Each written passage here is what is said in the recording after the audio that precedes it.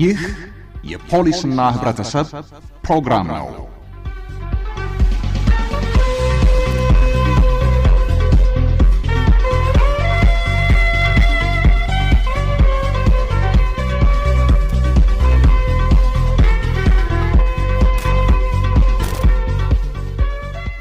ሰላም ጤና ይስጥልኝ የተከበራችሁ አድማጮቻችን እንደምን አረፈዳችሁ። የፖሊስና ህብረተሰብ የሬዲዮ ፕሮግራማችን ነው ተጀምሯል። ለአንድ ሰዓት ያክልም ከናንተ ጋር ቆይታ ለማድረግ እዚህ ስቱዲዮ ተገኝተናል። ፕሮግራሙን እየመራውላችሁ ዳዊት በቀለ እስከ 6 ሰዓት ቆይታ የምናደርግ ይሆናል። እንግዲህ አድማጮቻችን አስተያየት መረጃና ጥቆማዎች ለመስጠት ብትፈልጉ በ0113496291 ወይም ደግሞ በ0113369608 ላይ እየደወላችሁ መረጃዎችን መስጠት የምትችሉ ነው የሚሆነው። እንግዲህ ወደ መጀመሪያው ዝግጅታችን ስናልፍ የምናገኘው ከመሰንበቻው ነው። ከተለያዩ የሀገራችን ክልሎች የደረሱን መረጃዎች ነው የሚኖሩት። ለዛሬም ከፖሊስ እጅ ስለጠፋው ተጠርጣሪ፣ ሚስቴ ጠፋችብኝ ስላለው ግለሰብ እናም ሌሎችም ከሀገር ውስጥና ከውጭ የተካተቱ መረጃዎች ይኖሩናል። ቀዳሚ ወዳደረግነው መረጃችን አለፍን። ከመሰንበቻው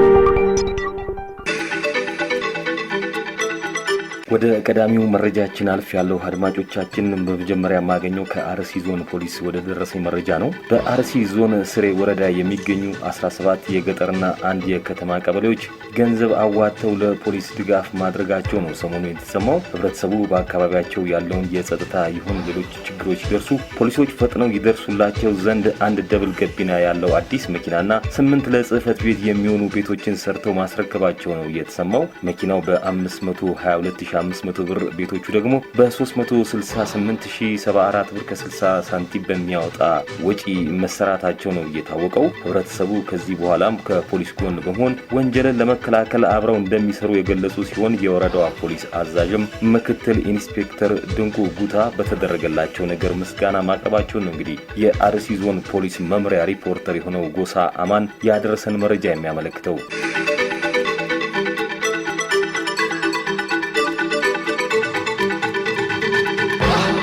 ወደ ቀጣዩ መረጃ ሳልፍ ደግሞ የማገኘው የቅድሚያ የቤት ሰብሮ ስርቆት ፈጽሟል ተብሎ ተጠርጥሮ ጥፋተኛ ተብሎ ወህኒ ቤት ገብቶ ቅጣቱን ጨርሶ ወጥቷል የተባለው ግለሰቡ ከማረሚያ ቤት ቢወጣም ከጥፋቱ አልተማረም ይላል ፖሊስ። በአዲስ ከተማ ክፍለ ከተማ ምሽቱ 3 ሰዓት ላይ ወደ ቤቱ የሚሄድን ሰው በስለት አስፈራርቶ ሽጉጥ ወስዶ ሊሰወር ሲሞክር በአካባቢው ህብረተሰብና በፖሊስ ቁጥጥር ስር ውሏል ነው የተባለው። ምርመራ እየተጣራበት በጊዜ ቀጠሮ ላይ ያለ ከፖሊስ አምልጦም ይሰወራል። ግለሰቡ በሌለበት የፌዴራሉ ከፍተኛ ፍርድ ቤትም በ11 ዓመት ጽኑ እስራት እንዲቀጣ ይወስንበታል። ተጠርጣሪው አልያዝም አልታወቅም ብሎ በተመሳሳይ ተግባሩ አውቶቡስ ተራ የስርቆት ወንጀል ሲፈጽም ተይዟል። ፍርድ ቤቱ የሰጠው ውሳኔ ተፈጻሚ እንዲሆንበት እንዲሁም ከእስር ቤት በማምለጥና ሌላ ወንጀል ሲፈጽም በመገኘቱ ክስ እንደተመሰረተበት ነው እንግዲህ የታደለ ጋዲሳ ዘገባ የሚያመለክተው።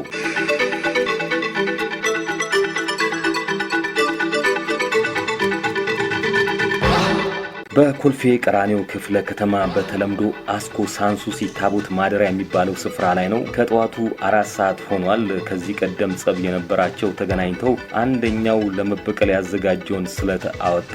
እናም አንዴ ሆዱ ላይ ወግቶ ይሰወራል። ፖሊስ ተከሳሹን ይፈልገዋል፣ አላጣውም፣ ያገኘዋል። ምርመራውን ማጣርቶ ጉዳዩን ፍርድ ቤት ያደርሳል። የፌዴራሉ ከፍተኛ ፍርድ ቤት መዝገቡን መርምሮ የምስክሮችን ቃል ሰምቶ ተጠርጣሪው ክሱን እንዲከላከል ቢያደርግም መከላከል ሳይችል ይቀራል። በመጨረሻም ፍርድ ቤቱ ያለ በቂ ምክንያት በተራ ጸብ ለግድያ መነሳሳቱ አግባብ እንዳልነበረ ገልጾ ጥፋተኛ ይለዋል። በ12 ዓመት ጽኑ እስራት እንዲቀጣ ውሳኔ እንደተላለፈበት ገዛ ጌታውን ዘግቧል።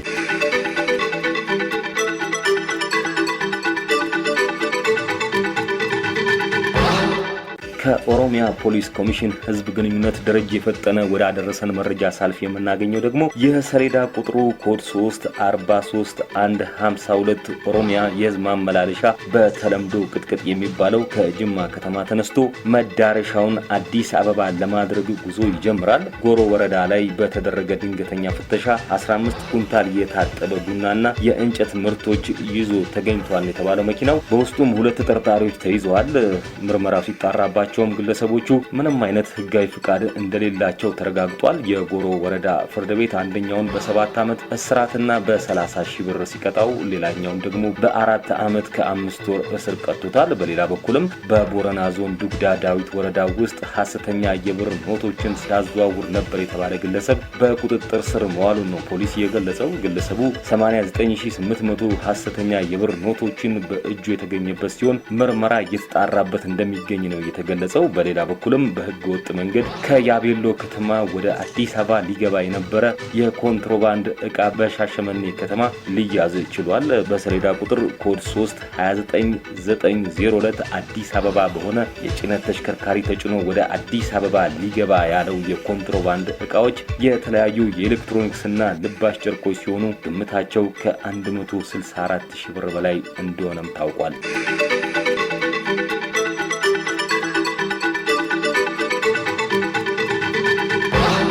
ከሰሜን ሸዋ ደብረ ብርሃን ወደ ደረሰኝ መረጃ ሳልፍ ደግሞ ሰሜን ሸዋ አንጾኪያ ገምዛ ወረዳ ነዋሪ የሆነችውን ወጣት ቀርቦ ያነጋገራት ሰው ውጪ ብትሄድ ህይወቷ እንደሚለወጥ ይነግራታል። እሱ እንደሚልካት ሰርታ እንደምትከፍለውም ያጫውታታል። ቤተሰቧንና ራሷን የመለወጥ ፍላጎት የነበራት ወጣት በሐሳቡ ተስማምታ የመን ትገባለች። ከ2 ወር በኋላ የላካት ሰው የመን ውስጥ መያዟን ለቤተሰቦቿ ይናገራል። የያዛት ደላላ 26 ሺህ ብር እንደሚያስፈልገው ገልጾ የልጅቷን የስቃይ ድምጽ በስልክ እያሰማ ብሩን እንዲሰጡት ይጠይቃል። የልጅቷ እናትም ብሩን ተበድረው ይሰጡታል። የልጅቷን መምጣት ሲጠብቁ ልጅቷ ድጋሚ ደውላ ደላላው ገንዘቡ እንዳልደረሰውና ስቃይ እንደበዛባት ለእናቷ ትደውላለች። እናቷ ጉዳዩን ለፖሊስ በማሳወቅ ተጠርጣሪ ይያዛል። ጉዳዩን መፈጸሙ ይረጋገጥበታል። በመጨረሻም በህገ ወጥ መንገድ ልጅቷን መላኩ ይደረስበታል። ጥፋተኛ ተብሎም በ16 ዓመት ከ8 ወር ጽኑ እስራትና በ20 ሺህ ብር የገንዘብ መቀጮ የተወሰነበት መሆኑን ነው እንግዲህ ከሰሜን ሸዋ ዞን ፖሊስ የወርቅ አገኘው ሸዋ ዘገባ የሚያመለክተው።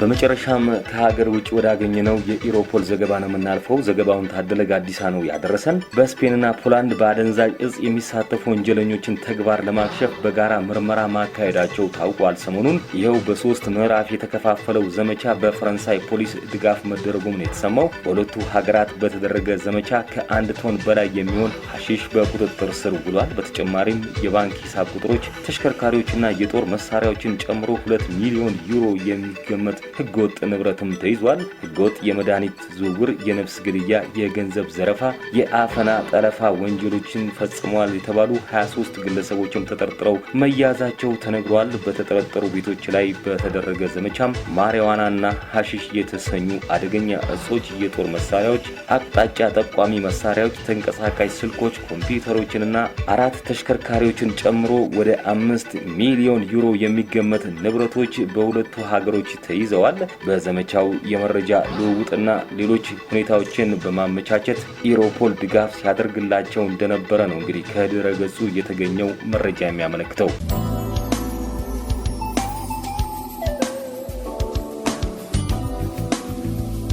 ሚስቴን አፋልጉኝ። ሰሜን ሸዋ ግራር ጃርሶ ወረዳ ጫልጋ 01 ቀበሌ ነዋሪ የሆኑት ባልና ሚስት ለዓመታት አብረው ኖረዋል። በእነዚህ ዘመናትም አንዲት ልጅ ወልደዋል። ባልና ሚስት በአካባቢው መኖሪያቸውን ቀልሰው ሰፊ እርሻ መሬት ይዘው ሲኖሩ ቆይተዋል። በአንድ ሌሊት ባል ሚስቱን ከተኛችበት ቀሰቀሳት። ለምን እንደቀሰቀሳት ጠየቀችው። እንጨት ለአጥር የሚሆን እንድናመጣ ነው ቢላት ተነስታ ተያይዘው ወጡ። ባል ተመልሶ ወደ ቤቱ መጥቶ በማለዳ ወደ ፊቼ ከተማ በመሄድ ለእርዳታ የሚሰጠውን እህል ተቀብሎ መጥቷል። ቤቱ ሲመለስ ባለቤቱ የለችም። ለጎረቤቶቹ ከቤት ወጥታ አለመመለሷን ይነግራቸዋል። ወዴት ሄደች? ለምን ጠፋች? ሲሉ ጎረቤቶች መጠየቅ ጀመሩ።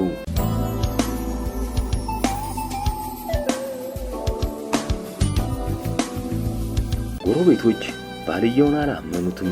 ስራ ወዳድ፣ ቤቷን አክባሪ እንደነበረች ያውቃሉ። ጉዳዩን ፖሊስ ይወቀው ሲሉ ለፖሊስ ይናገራሉ። ጎረቤቶች ፖሊስ ምርመራውን አካሄደ፣ መረጃዎችን አሰባሰበ።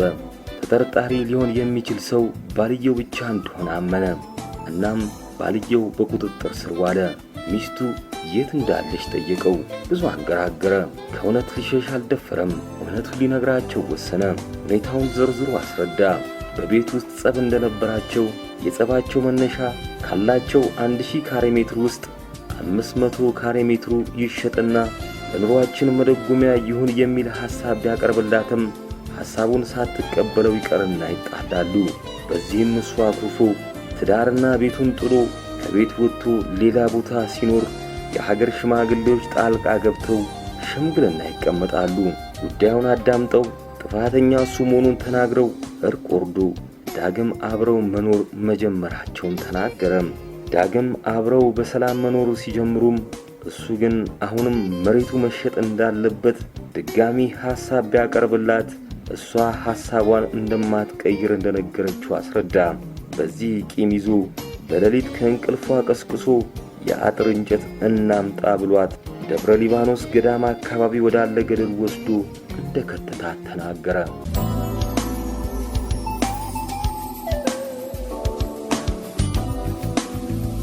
ፖሊሶች የጎረቤቶቹን ጥርጣሬ አደነቁ። የጣላትን ቦታ ያሳይ ዘንድ ምሪት ወሰዱት። ከ5 ቀን በኋላ የሚስትየው አስክሬን ርቀት ካለው ገደል ውስጥ በባህልየው ጠቋሚነት ተገኘ። ፖሊስ ምርመራውን አጣርቶ የሰው የሕክምና ማስረጃዎችን አሰባስቦ በአቃቤ ሕግ በኩል ክስ መሰረተበት። የሰሜን ሸዋ ዞን ከፍተኛው ፍርድ ቤት መዝገቡን መረመረ። ባል ነገሮችን በስሜት ተገፋፍቶ የልጁን እናት የሕይወት አጋሩን በመግባባት ሊፈታው የሚችለውን ነገር ወደ ጎን ትቶ ሕይወቷ እንዲያልፍ ያደረገ መሆኑን አረጋገጠ። በመጨረሻም የግድያውን አሰቃቂነት አስረድቶ በ24 ዓመት እስራት እንዲቀጣ ወስኖ መዝገቡን ዘጋ። መረጃውን ደረጀ ፈጠነ ነው ከኦሮሚያ ፖሊስ ኮሚሽን ሕዝብ ግንኙነት ያደረሰን።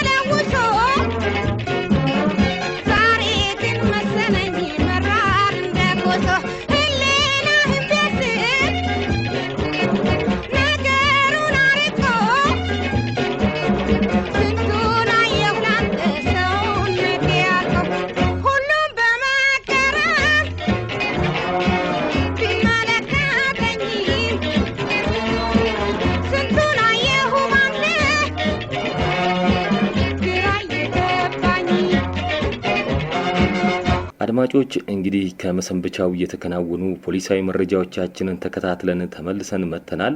እንግዲህ ወደ ቀጣዩ ዝግጅታችን ስናልፍ የምናገኘው ቅኝት ነው። ባለፈው ሳምንት በቅኝት ዝግጅታችን እንጀራ ውስጥ ባዕድ ነገሮችን እየቀላቀሉ ሲጋግሩ ነበር የተባሉ ግለሰቦች በቁጥጥር ስር መዋላቸውን ተከትሎ አንድ ዝግጅት ማቅረባችን ይታወሳል። ተከታዩን ለዛሬ በይደር ማቆየታችን ይታወሳል። ያዘጋጀው አንተነህ ሽታይ ነው። የሚያቀርብልን ከተማ መርጊያ ነው የሚሆነው። ዝግጅቱ ቀጥሎ ይቀርባል።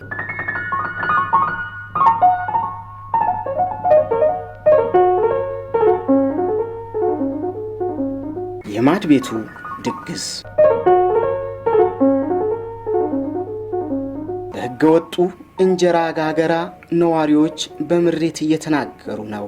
በቁጭት እየተብሰለሰሉ አድራጎታቸውን እየኮነኑ ነው። ለመሆኑ እነዚህ በእንጀራ ውስጥ ባዕድ ነገር ቀላቅለው የሚሸጡት ሰዎች እንዴት ታወቁ ስል ጥያቄ ውስጤን ቢያጭርብኝ መልሱን ለማግኘት ቅድሚያ ወደ ኮልፌ ቀራኒዮ ኮልፌ አካባቢ ፖሊስ ጣቢያ መራሁኝ። በቦታው ደርሼ በዚህ የተጠረጠሩ ሰዎችን ምርመራ ይዟል ወደ ተባለው መርማሪ ቢሮ ደረስኩኝ።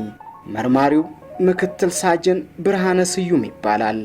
ከየት እንደመጣው ገልጬለት ስለ ጉዳዩ ያስረዳኝ ዘንድ ጠየቅኩት። በእርግጥ ምርመራው ገና በሂደት ላይ መሆኑን ገልጾ ሁኔታውን ያለበትን ያስረዳኝ ጀመር። በኮልፌ ወረዳ 10 በተለምዶ አቦ ቤተ ክርስቲያን የሚባለው ቦታ ፖሊስ ማሰልጠኛው አካባቢ አንድ ቤት የተከራዩ ባልና ሚስት ባዕድ ነገሩን በሌላኛው ክፍል እየቀላቀሉ እንደሚያወኩት ጋጋሪ ሰራተኞቹ እንኳን እንደማያውቁ ገለጹልኝ። ይሄ ጥቆማ እንደደረሳቸው ብርበራ ለማድረግ የፍርድ ቤት ትዕዛዝ አውጥተው ፍተሻ ሲያደርጉ ባዕድ ነገሮችን በቤት ውስጥ ማግኘታቸውን ይህም በምርመራ ለማጣራት መላኩን አብራሩልኝ። እነዚህ ሰዎች የሚጋግሩትን እንጀራ ለሆቴል ቤቶች፣ ለሱፐርማርኬቶች፣ ለሱቆች፣ ለእንጀራ አከፋፋዮች እየሸጡ እንደሆነም መርማሪው ነገሩኝ። እንዲህ አይነቱ ድርጊት ሌሎች ሊያደርጉት እንደሚችሉ በመጠርጠር ፖሊስ መረጃዎችን እያሰባሰበ እንደሆነም መርማሪው ይናገራል። አሁን ሌሎች በዚህ ከወረዳ ደንብ አስከባሪዎች እንደዚህ አይነት እንጀራ የሚጋግሩ ሰዎች የሚያከፋፍሉ ሰዎች የማጣራት ስራ እየሰራ ነው። ደንብ አስከባሪዎች ጋር በመሆን የተለያዩ ቦታ የሚጋግሩበት የተባለው በማጣራት በቦታው ድረስ እየሄድን የደንብ አስከባሪዎቹ ከኛ ጋር በማቀናጀት የማጣራት ስራ እየሰራ ነው ያለው። ማንኛው ይሄ ወንጀል ብቻ አይደለም፣ ማንኛው አይነት ወንጀል ከህብረተሰቡ ጋር ነው የሚሰራው። ሲያዝም ከህብረተሰቡ ነው ጥቆማ ማድረግ ያለበት ህብረተሰቡ ነው። እኛም ተከታትለን ወደ ህግ ማቅረብ ያለብን ከህብረተሰቡ ጋር ጎን ለጎን በማጣራት ነው።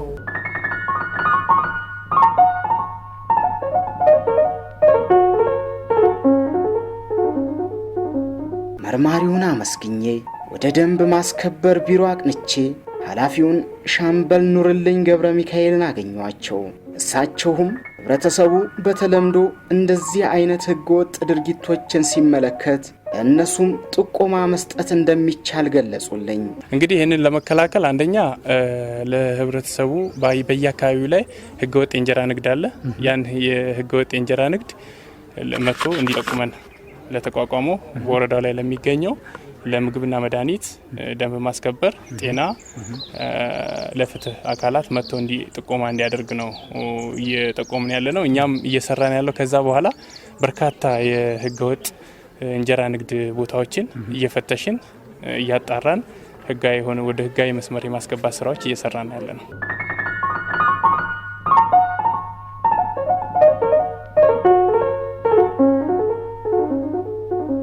ከኮልፌ ተነስቼ ዳግም ወደ ለጋሃር ፖሊስ ጣቢያ አቀናው። እዚያ ዋና ሳጅን ክብነሽ ብርሃኑ የወንጀል መርማሪ አባል ሲሆኑ በእነሱ አካባቢ እንደዚህ አይነት ድርጊት ሲፈጸም እንዳልሰሙ ሆነም መከሰቱን ገልጸው በጥቆማ የደረሳቸውን መረጃ ለማጣራት ወደ ስፍራው ሲደርሱ ምን እንዳገኙ እንዲህ ነበር የገለጹልኝ። በአገራችን ላይ በተለያዩ ሚዲያዎች ላይ ጤፍን ከተለያየ ባዕድ ነገር ጋር እየተቀላቀለ ለሽያጭ እንደሚውል ጥቆማውና በሚዲያ የሚነገር ስለነበረ ከዛ ትኩረት በመስጠት ስፍራው ላይ ሄደናል። ስንሄድም ደግሞ ተጠርጣሪው ምግቡን የሚያዘጋጅበት ቦታ ንጽህናውን ያልጠበቀ ትንኞች ምናምን የነበሩበት ነው። አብሲቱ ላይ ማውኪያዎቹ ክዳን የላቸውም። በአጠቃላይ ደረጃቸውን ያልጠበቁ መሆኑን ተገንዝበን ተመልሰናል። መውሰድ የሚገባን እርምጃ በወቅቱ ማምጣት የሚገባንን ጤፎች 250 ኪሎና አንድ በግምት 25 ኪሎ የሚሆን የተቀላቀለ የተባሉትን ለምርመራ እንዲረዳን ይዘን መተናል ወደ ፖሊስ ጣቢያ።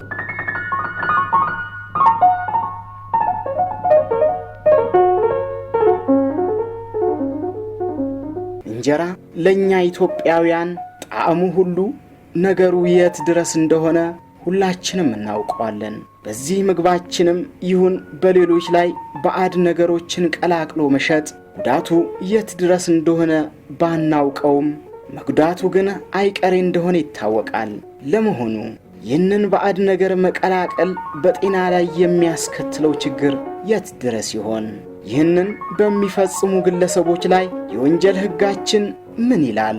ቅጣቱስ ስል ወደ ኢትዮጵያ ምግብና መድኃኒት ቁጥጥር ባለስልጣን እንዲሁም በኢትዮጵያ ፌዴራል ፖሊስ ኮሚሽን የሕግ ጉዳይ ዳይሬክቶሬት ሄጄ ምላሽ አግኝቻለሁኝ።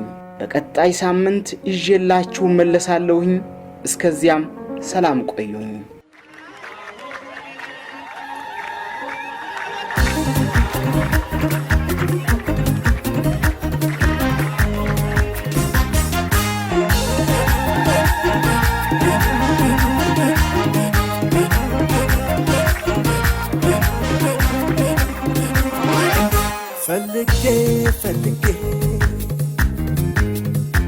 ፈልጌ ሳታሺ ቅርቅር አለኝ የፈራሁት ሲደርስ ልቤ ነገረኝ። ቅርቅር አለኝ የፈራሁት ሲደርስ ልቤ ነገረኝ። ልቤ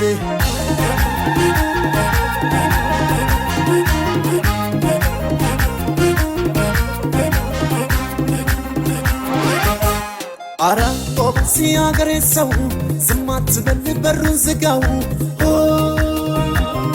ተጨንቃለች የኔ ሲሳይ ላስኮብልላት ከሰርጓ ላይ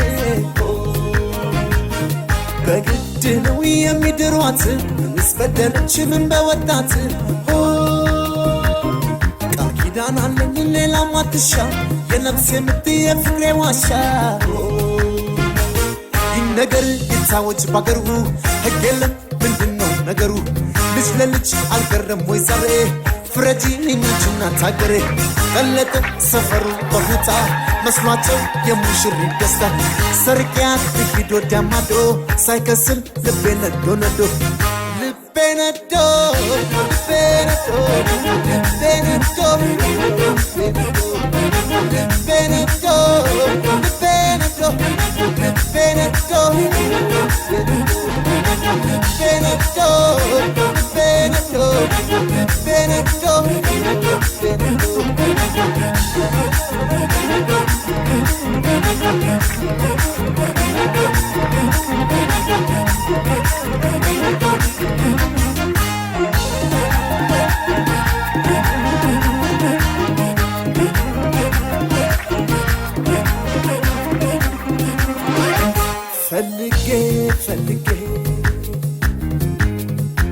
ፈልጌ ሳታሺ ቅርቅር አለኝ የፈራሁት ሲደርስ ልቤ ነገረኝ። ቅርቅር አለኝ የፈራሁት ሲደርስ ልቤ ነገረኝ።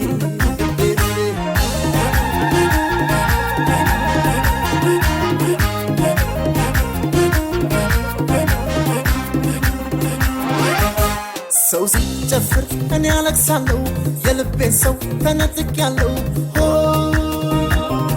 አይኔ በእንባ እየታጠበ ምስኪን ልቤ ስንቱን አሰበ ራስትልኝ ተጨንቄያለሁ ተለይቻት እንዴት እሆናለሁ አባቷም ይምጡ እናቷም ይምጡ ወቃቀስ ከቤት ሳይወጡ ይህን ነገር ይዛዎች ባገሩ ሕግ የለም ምንድነው ነገሩ ልጅ ለልጅ አልቀረም ወይ ዛሬ ፍረጂ እኛችን አታገሬ ገለጠ ሰፈሩ በሁታ መስሏቸው የሙሽሪት ደስታ ሰርቂያት ሂዶ ዲያማዶ ሳይከስል ልቤ ነዶ ነዶ ልቤ ነዶ ልቤ ነዶ ልቤ ነዶ ልቤ ነዶ Benito,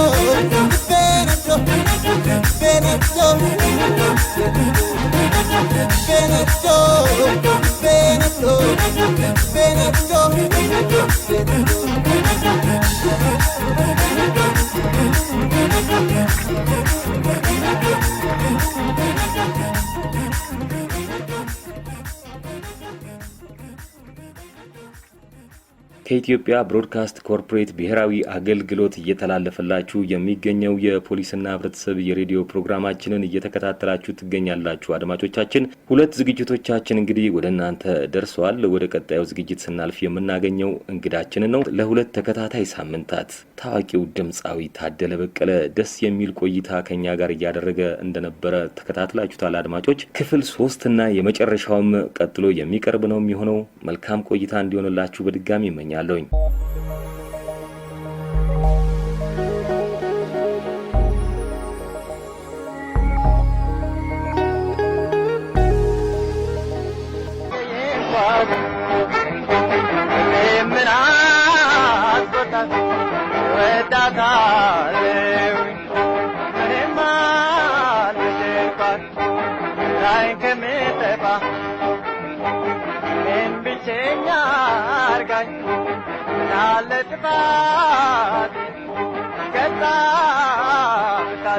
አላስቀየምኳትም ምን ለራስን የዘፈንከው የሚል ነገር ሰማው። ለኔ አይደለም ለፍቅረኛዬ ነው የዘፈንኩት። የመጀመሪያ ፍቅረኛዬ መጀመሪያ የወደድኳት ልጅ ስለከዳችኝ ነው ይሄንን የዘፈንኩት። ምክንያቱም እኛ በዛን ጊዜ በ61 እና እንደዚህ አዝማሪ ነው የሚባለው የዳይና ቤተሰብ ልጅ እኛን እንትን አይደል በዘር የሚተላለፍ አድርገውን እኛን በቃ እንደዚህ ነው። አንድ የሀብታም ልጅ ወደድኩኝ እኔ በቃ ተዋደን ያው አብረን እንትን እንላለን። አልተጋባንም። ለወደፊት የመጋባት አላማ ነበረን። ስለዚህ እኔን ስለወደደች ልጅቷን ነጥለው በአንድ ጊዜ ሁሉን ነገር ጨርሰው አሜሪካ ሰደዷል ላኳት።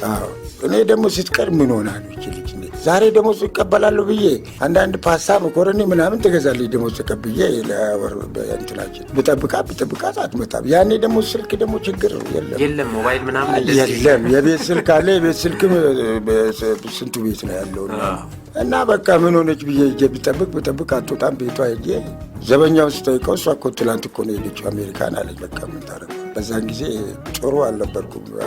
ለማስታወስ አልፈልግም። አሁን አለች መታለች አሉ እኔ አላየትም።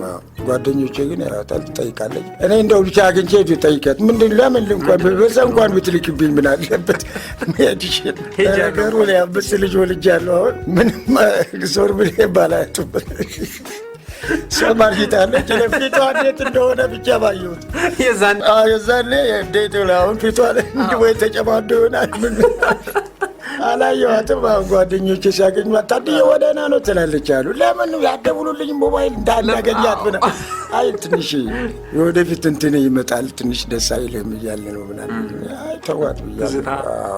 ለነገሩ መቼም የመጀመሪያ እንትን መጥፎ ነው። በጣም በልጅነት ዛኔ ታረገው ነገር አይረሳም። ትዝ ትለኛለች። አሁን ሚስቴን ብትሆን የምትሰማ አትናደድም። የመጀመሪያ ነች የመጀመሪያ ስለሆነች ለእሷ ነው ይህንን ያወጣሁት። እኔ ዜማውን አወጣው። ጋሽ ተስፋዬ አበበን ግጥሙ ምንም ሳላደርጋት ነው ያልኩት። አንድ ነገር ምንም ሳላደርጋት ይኸው ጥላኝ ሄደች ወደ አሜሪካ ምናምን ስል እሱ አላስቀየምኳትም ብሎ አወጣ። ይሄ እውነተኛ ታሪክ ነው። አላስቀየምኳትም ምን አስቆጣ በዳታ ምንም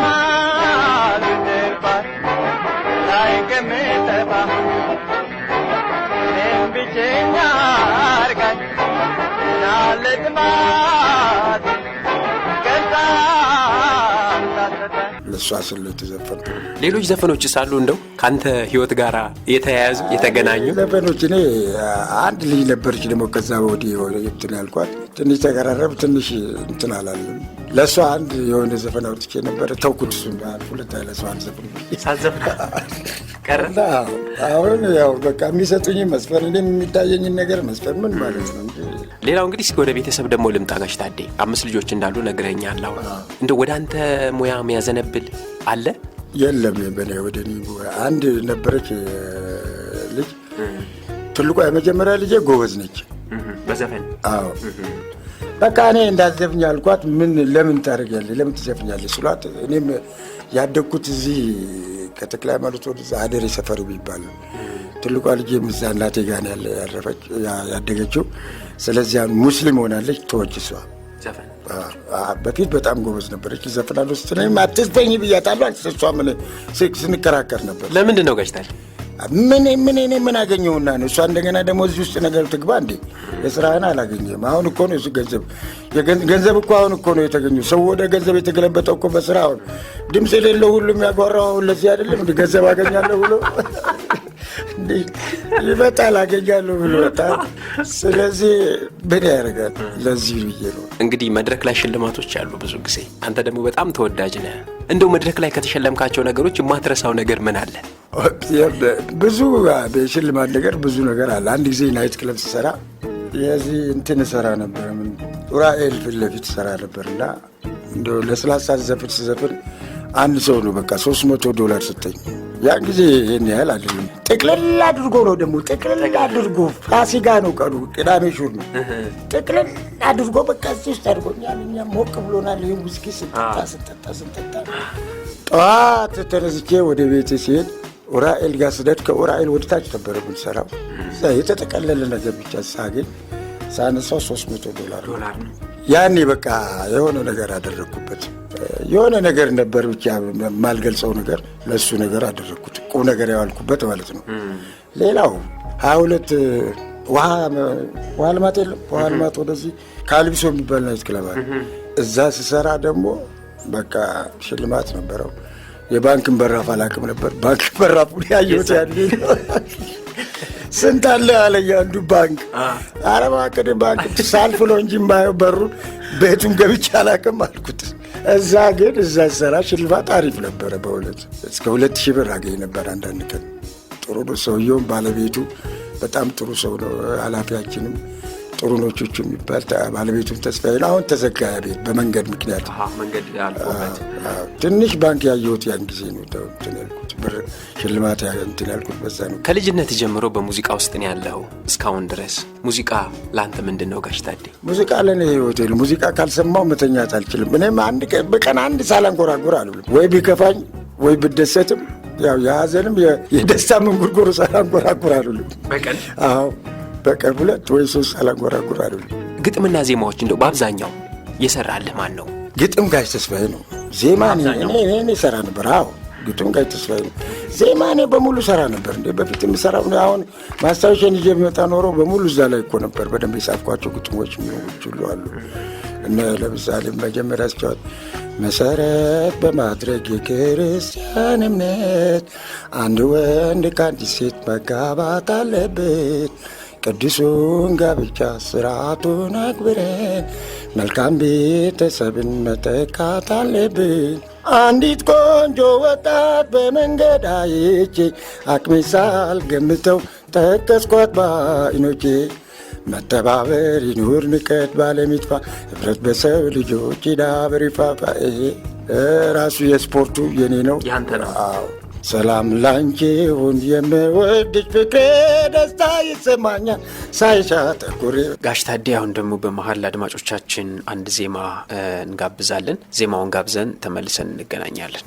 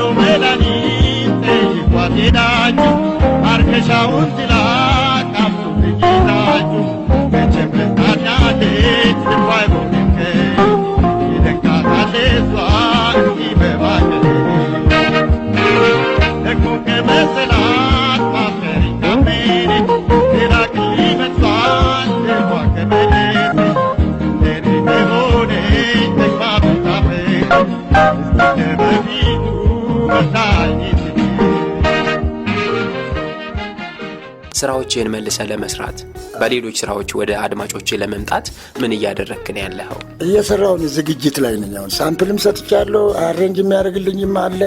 ሁሉን ነገር ጨርሻለሁ። ለምርጫ ያህል እንጂ ሁሉንም ጨርሻለሁ። አልቋል። የበፊቶቹ ሁለት አለኝ። ሌላው አማርኛ ነው። አዎ በፊቶቹ አሉበት አዳዲሶች ስራዎችም አሉበት። አዎ ድብልቅ ነው። አዎ በጣም ጥሩ የሆነ ነገር የሚወጣ ይመስለኛል። አዎ ልክ ነው። አማርጬ ጥሩ የሆነ ነው። ለሰው ሊያደምጠው የሚችል ነገር ነው የምሰራው ከእግዚአብሔር ጋር። እንግዲህ እንደ ኦሮምኛ ዘፈኖች ላይስ እስኪ እንደው የትኞቹን ዘፈንክ እስካሁን? ቅድም ሁለት አለኝ ብለህ ነበር። ሁለት አለኝ እንግዲህ አዳዲሶች ናቸው፣ አላስታውሳቸውም። ይህን ገና አጥንቼ ነው። ሌላው አንድ ሰው ያለኝ ነገር ትዝ አለኝ። ጋሽ ታደለ እንደው ቀላጅ ነው፣ ቀልዳል። ቀልድ በደንብ ነው የሚያውቀው አሉኝ። ይሄ ነገር እንደው ለመድረኩ ዝግጅት ስታደርግ የምታዘጋጃቸው ነገሮች ናቸው ወይስ በተፈጥሮ ነው? ኧረ እባክህ ዝም ብዬ ነው። ቀላጅ አይደለሁም። እንዲሁ አንዳንድ ነገር ይመጣብኛል። አንድ ጊዜ ወደ አሰብ ስንሄድ የሚገርመኝ ነገር ወደ ያጋጠመኝ ነገር ይባላል። አንድ ጓደኛ ያለ ስሙን አልገልጽልም፣ አይን ድክመት አለበት። የአይን ክፍላችን ደግሞ በድልድይ አልፈህ ነው እና ትንሽ ቪኖ ጠጥተን ስንገባ ከድልድዩ ጋር ስንደርስ እንትና አልኩት እንዳትገባ ልለው ድልድዩ ውስጥ እዚህ ጋር ድልድዩ ያለ እንዳትገባ ልለው ስል ራሴ ገባው ድልድዩ ውስጥ። ጭቃ ነው፣ እዛ ጭቃ ውስጥ ተላውጭ እሱ ይፈልገኛል። ኧረ እዛ እንዳትገባ ነው አለው ላይ ይሮጣል። ይሄ በጣም አልረሳውም በቃ። እና እኔ ቀላጅ አለሁ። ዝም ብዬ አንዳንድ ነገር እንጂ ዝም ብዬ እጫወታለሁ። በተፈጥሮ ያለ ነገር እንደ አጋጣሚ ሲመጣልኝ። ሌላው እንግዲህ የፖሊስ ኦርኬስትራ ትላንትናና ዛሬ እንግዲህ ትላንትም ነበር ካንተ ከአንጋፋዎቹም ተርታ ነበርክ፣ ዛሬም አለ ፖሊስ ኦርኬስትራው። እንደው እድገቱን ወይንም ደግሞ ያለውን ነገር እንዴት ነው የምትገልጸው? ትላንትናና ዛሬ ምንድን ነው የሚመስለው? በፊት በከፍተኛ ደረጃ ሙዚቃ ክፍላችን ትልቅ እንትን ነበረው። በመሃሉ ወደ መዳከሙ ሄዶ ነበር። በጣም በሰው ኃይል፣ በመሳሪያ፣ በድምፃዊ በጣም ተዳክሞ የሚያሳዝን ሁኔታ ላይ ደርሶ ነበረ። አሁን በጣም ከፍተኛ ደረጃ እየደረሰ ነው። በሰው ኃይልም፣ ሙዚቃ መሳሪያም፣ ድምፃዊም እየተቀጠረ ነው። ትልቅ ትኩረት ተሰጥቶታል። አሁን ከበላይ ባለስልጣኖችም ትልቅ ትኩረት እየተሰጠው ጥሩ ሁኔታ ላይ ነው። ጥሩ ሂደት ላይ ነው ያለው። እንደው ገጠመኞችህን አጫውተን። ገጠመኞች እኮ አንድ ጊዜ ደግሞ ወደ ምጽዋ ነበር እና እቃችን በሙሉ ጭነናል አውሮፕላን ላይ ቅዳሜ ልትሄዱ። እሁድ ጠዋት ተነሱ ተብሏል። ረፈደብኝ። ልክ እዛ ስደርስ 12 ሰዓት ነው። 12 ሰዓት ደግሞ አውሮፕላኑ የሚንቀሳቀስበት ሰዓት ነው። ልክ እኔ ስደርስ አውሮፕላኑ ያንከረክባል። አንዱ መጣና አንተ አቶ ታደለ ተማንዮት ጓታደል የምትባለው የኪነት እንትን አለ የኪነት ቡድን አንተና አለ። ያኔ ጓደኛ ይባላል። አዎ አልኩት። አውሮፕላኑ እኮ እያንከበከበ ነው ሲል ኧረ በእናትህ አቁምልኝ ስለው ታክሲ መሰለህ እንደ እኔ የሚቆም መስሎኝ ምን አለ ብታስመልስልኝ አልተነሳም እኮ እለዋለሁ። ደሞኛ ታክሲ መሰለ በጣም የሚገርም ነው። ለሙያ ታምነህ እኔ በጣም የሚገርመኝ ነገር ጋሽ ታደይ ለሙያ መታመንን ብዙ ሰው ካንተ ሊማረው ይገባል ብዬ አስባለሁ። ፖሊስነትን በተመሳሳይ ሁኔታ ለሙዚቃም ታምኖ ህይወትን በሙሉ እዛ ውስጥ ማሳለፍ እንደው በዚህ ዙሪያ አሁን ላሉ ዘፋኞች በተለይ አሁን ላሉት ወጣቶች ለሙያ ስለመታመን ምን ትላቸዋለህ? እኔ አሁን እንደ መሰለህ ይሄ ሰው ይሄ አሁን እንትን ገንዘብ ነው የለመደው በፍቅር አይደለም በሙዚቃ ፍቅር ላይ አይደለም ያለው። አሁን አንድ እንትን እስቲ እባክህ አንድ ዘፈንልኝ ብትለው ስንት ከፍለኛለህ ነው መጀመሪያ ብሩና ንገረኝ እስቲ ዝም ብለህ አንድ ዘፈን ብትሰራለት ምን ችግር አለ? ስሜት የለውም የገንዘብ ፍቅር ነው። ስለዚህ አንዳንድ ደግሞ ሁሉም የላቸውም ማለት አልችልም። አንዳንዶቹ አሉ ለሙያው ጠንክረው የሙያው ፍቅር እንዲኖራቸውና እንደው ጠንክረው ጉልበት አግኝተው ራሳቸውን አንቱ ለማሰኘት ወይም እንደኛ እንደው በአነስተኛው በስማቸው እንትን የሰው እንትን ለቅም እንደዚህ አይነት ነገር ነው መከራቸው። በተለይ እኔ ፖሊስ ውስጥ በመስራቴ ፖሊስ ውስጥ የሰራ ሰው ስነ ምግባር አለው። የትም ቦታ ሄደህ ስነ ስርዓት ታውቃለህ። እኛ ጦር ሜዳ ስንሄድ 73 74 90 91 ስንሄድ መሳሪያ መተኮስ እኔ ሲቪል ነኝ።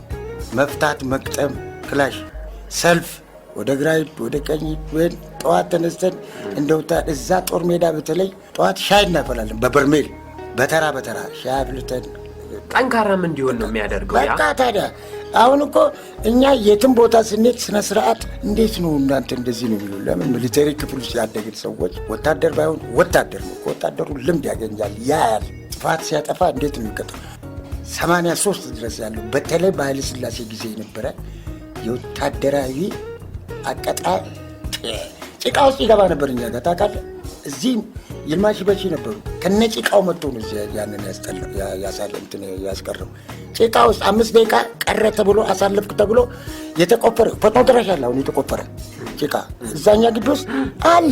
ጥይት ቤቱ ጠይቅ ማንን የተቆፈረ ጭቃ ተላውጦ ይቀመጣል። እዛ ውስጥ ወረወራል። ልትሞትም ይችላል ከላይ ካለፈ። እንደዛ አይነት ቅጣት ነበር። ቅጣቱ እኮ እንትን ነበር የሚሊተሪ ደንቡ ስነ ስርዓቱ ያ ግቢ እኮ እኔ መሬቱ የሚንቀጥቀጥ እኮ ነው የሚመስለኝ። ቀንጫማ አድርጎ ይመጣል እንደፈለገ ጸጉሩን አንድ እንጂ እንደዚህ ታልፍ ነበር እንዴ ሚሊቴሪ ሰኞ የነበረ ልንገር ቶክስ የጽዳት ቀን ነው ሰኞ ልብስ ቆሾ ያለው ነው የምትገባው አትቀመጥም ነበር። ለምሳ እንደዚህ ቆሞ የሚበሉ ነበር። እግዚአብሔር ልጄ ሱሬ እንዳይታጠፍ እንደዛ የሚበሉ ነበር። አሁን ምን አለ አሁን ምን ዝም ብሎ አለ እንዴ አሁን አይታል በእውነት በዚህ አዝናለሁ። አሁን በከተማ ውስጥ ፎጣ ለብሶ ይላል ሚሊተሪ ለብሶ ኮፍያው የት እንደሆነ አያስታውቅ እዚህ ላይ ለጥፎ ነው ደንብ ነው በእጃቸው ያን ጊዜ አንድ መኮንን ሲያልፍ 5 እርምጃ ሰልፍ እንትን ሰላምታ እየሰጠ ነው። አንድ ወታደር በእጁ ብርቱካን ገዝቶ መሄድ አይችልም ነበር ይዞ መሄድ አይችልም። ሚሊተሪ ለብሶ እግዚአብሔር ሚሊተሪ ህግ ይሄ ነበር። አሁን እኮ ግቢ ውስጥ እኮ ብታይ ቅጣት ሳለ እንዴ ያኔ እኮ እኔ እዛ ውስጥ በመግባቴና ብዙ 47 ዓመት በማሳለፌ ስነ ስርዓትን አውቀዋለሁ። በደንብ ሰው አከብራለሁ። አንደኛውም ሰው ሊዘልፈ የሚፈልግ እንኳን ቀስ ብዬ አስረዳዋለሁ። ለምን ቀስ ብለን በመነጋገር ይፈታል። ለዚህ ብዬ ነው የማልፈው። እሺ እንደው ሌላ እንግዲህ የምታስተላልፈው መልእክት ካለ በተለይ ለፖሊስ አባላቱ ለአንተን ሙያ ውስጥ ላሉ ሰዎች የምታስተላልፈው ነገር ምንድን ነው? ያው እንግዲህ ሙያውን ጠበቃ አድርገው የያዙት ነው የምለው የእኛ ሙዚቃ። ለሰራዊታችን ደግሞ የመልካም የአዲስ ዓመት የሰላም የብልጽግና የፍቅር የደስታ ይሁንልን ብዬ ነው ማስተላለፈው። ስራችሁን በተቃና ሁኔታ እንድታቀላጥፉ የህዝብ ፍቅር ይስጣችሁ። በአድማጮች ስም ከልብ አመሰግናለሁ። እሺ እኔም አመሰግናለሁ። ሆዴ መላ ፍቅር ሆዴ መላ በፍቅሯ ተረታው ሰዎች ትስተይ መላ ሆዴ መላ ፍቅር ሆዴ መላ በፍቅሯ ተረታው ሰዎች ትስተይ መላ ቆንጆ ልጅ ወድጄን ቡጽጌረዳ ወጣት ክብትብት የምታስጨንቅ ልዩ ቆንጆ ብርቃዬ እንኳን ቀርባ ያዩዋት ከሩቅ የምትሰርቅ አይኗ ማዶ ነው ወዲህ የሚዘልቅ ልብን የሚሰርቅ የዚች ልጅ ውበቷ ፈገግታዋ ማርኮ ጭንቀቱ በዛብኝ ልቤ ተንጠልጥሎ በፍቅሯ ተይዤ ሀሳብ አደረብኝ አይ እግሬ ተሳሰረ አይ እንቅፋት መታው አይ እግሬ ተሳሰረ አይ እንቅፋት መታው አይ ተርገበገ ባይኔ አይ እጄን አራበው አይ ልቤም ደነገጠ አይ ትርታ በዛብኝ አይ ያችን ቆንጆ ሸጋ አይ ባይኔ ያየዋት አይ ልዩ ምልክቷ አይ ቀጭን ወገቧን አይ እኔን ያስወደደኝ አይ ደምግባቷ እኮ ነው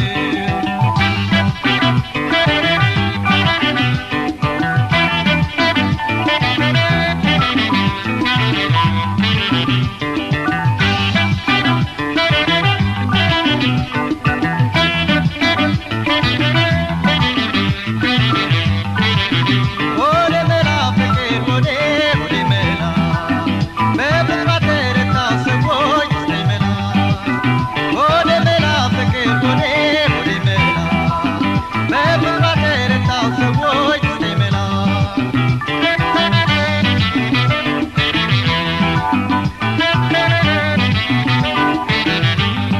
ድንገት አይኗን ሳየው ሰውነቴ ዛለ ፍጹም ፈገግታዋን ተሸናፊ ያደረገኝ አሳሳቋት አለኝ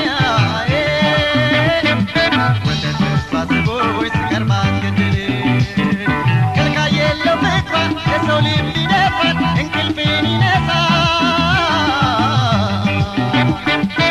ተፈጥሮዋ ነው ምርኮኛዋ እንዲሆን ሰቀቀን ይሁን ማታ እንዳስባት እሷን እያሰኘ አታካ ያረገ አድማጮቻችን እንግዲህ ዝግጅቶቻችን አንድ ሁለት እያሉ ወደ መጨረሻው እየተዳረስን ነው። እንግዲህ በመጨረሻ የምናገኘው ስንግን ነው። ዛሬም እንደተለመደው ከተለያዩ መዛግብት ስናገላብጥ ያገኘናቸውን አስገራሚ የፍርድ ሂደቶችንና ባህላዊ የፍትህ አሰጣጦችን ቃኝተናል። ዝግጅቱን ገዛ ጌታውንና ከተማ መርጊያ ያቀርቡታል።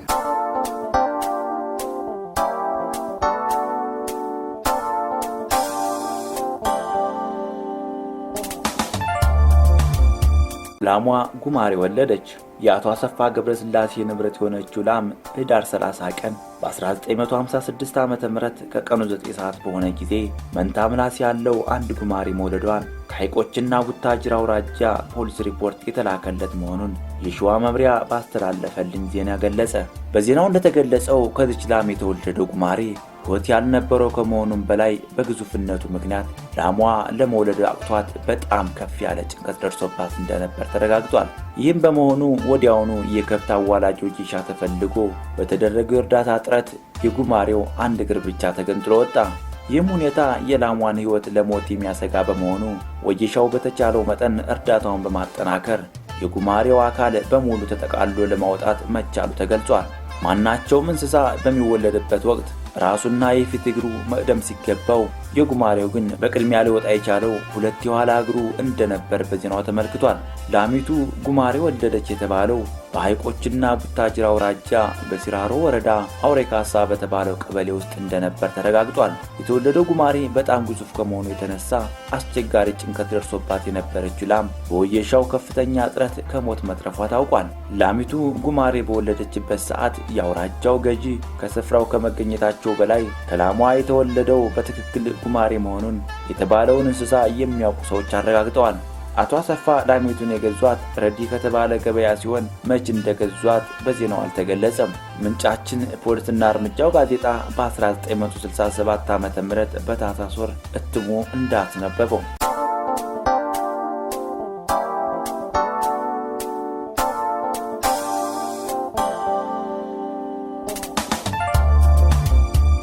የከምባታ ብሔረሰብ የራሱ የሆነ የግጭት አፈታትና የሽምግልና ዳኝነት ስርዓት አለው። በብሔረሰቡ ዘንድ ብዙውን ጊዜ ግጭቶች የሚከሰቱት ከጠለፋ፣ ከውርስ ንብረት፣ ከመሬት፣ ከውርስ ጋብቻና ከሌብነት ጋር በተያያዙ ጉዳዮች ነው። በእነዚህና በሌሎች ሳቢያ የሚፈጠሩ ግጭቶችን ብሔረሰቡ የሚፈታበት የተለያዩ ስልቶች አሉት። አንዳንድ ቀለል ያሉ አለመግባባቶች ሲከሰቱ በቤተሰብ ወይም በሰፈር ደረጃ በሽማግሌዎች ድርድር ያልቃሉ። ነገር ግን ከበድ ያሉ ግጭቶች እንደ ዘረፋ፣ ሰው ግድያ፣ ድንበር ነክ የጠለፋ ጋብቻ የሚፈቱት በብሔረሰቡ ከፍተኛ ባህላዊ አስተዳደር ነው። አደገኛ የሆኑና አስከፊ ውጤት ሊያስከትሉ የሚችሉ ግጭቶችን ለማስወገድ ብሔረሰቡ ጉድን ገንበልን በሚባል ባህላዊ የግጭት አፈታት ስርዓት አለው። በጠለፋ ምክንያት የሚፈጠሩ ግጭቶችን ለመፍታት ጠላፊው በሴቷ ቤተሰቦች በራፍ ላይ በሬ በማሰር በሽምግልና ድርድሩ እንዲያልቅ ይደረጋል። ከዚያም ጉዳዩ ሁለቱም ወገኖች በሚመርጧቸው ሽማግሌዎች ይታያል። በባህሉና በወጉ መሰረት እልባት ያገኛል። ዘረፋና ሌብነትን የመሳሰሉ ጉዳዮች የአውጫጭኝ ስነ ስርዓት ይፈጽማሉ። በብሔረሰቡ በባህላዊ ስርዓት መሰረት አልታረቅም የሚል ከማህበረሰቡ ይገለላል። ቤተሰቦቹ ከሌሎች ቤተሰቦች፣ ከብቱ ከሌሎች ከብቶች ጋር እንዳይገናኝ፣ በማንኛውም ማህበራዊ ህይወት እንዲገለል ማህበራዊ ማዕቀብ ይጣልበታል። የዚያኑ ያህል ጥፋተኞችንና ወንጀለኞችን በማህበረሰቡ ደንብና ስርዓት መሰረት ካሳ እንዲከፍሉ ይደረጋሉ። የከምባታ ብሔረሰብ በባህላዊ አስተዳደር ስርዓት ሴቶችን በውሳኔ ሰጪነት አያሳትፉም። በመሆኑም የወንድ የበላይነት በብዛት የሚንጸባረቅበት ነው። ይሁን እንጂ በአንዳንድ ባህላዊ ስርዓቱ ክንውን ወቅት በተለይ በእርግማንና በምርቃት ሴቶች ተሳታፊ እንዲሆኑ ይደረጋል። አንዳንድ ጊዜ ብሔረሰቡ አደገኛ ወይም ከረር ያሉ ግጭቶች ሲከሰቱ ጉዳዩን ለማርገብ ሴቶች ልብሳቸውን ወይም ነጠላቸውን አንጥፈው ከለመኑ ጸቡ ይረግባል። እነዚህን ሴቶች ረግጠው አልፈው የሚጣሉ እንኳን ቢኖሩ በጎጎታ ደንብ መሰረት ከፍተኛ መቀጮ ይጣልባቸዋል። ስለዚህ ሴቶች ምንም እንኳን በባህላዊ አስተዳደር ውስጥ ተሳትፎ ባይኖራቸውም በባህሉ በጣም ይከበራሉ፣ ተሰሚነት ይኖራቸዋል። የደቡብ ብሔር ብሔረሰቦችና ሕዝቦች ፕሮፋይል ከተሰኘው መጽሐፍ የተወሰደ።